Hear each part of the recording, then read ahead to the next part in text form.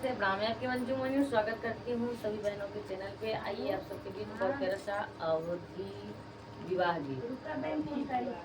गीत जो रात को गाया जाता है और हमारी माताएं बड़े बड़े प्रेम से और प्यार से गाती हैं। और कैसे गाती हैं आइए सुनाते हैं।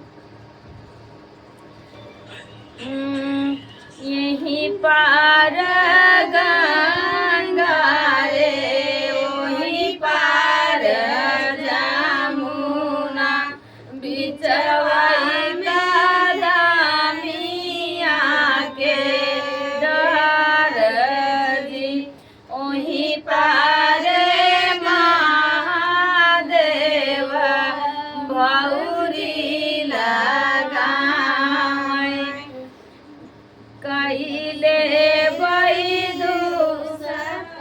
वहीं पार महादेव भौरी लगाए गौरा सोवाई सुख नींद भौरी लगावत महादेव चुटकी जरा तू है कहिले भाई दूसरा बियाह जी।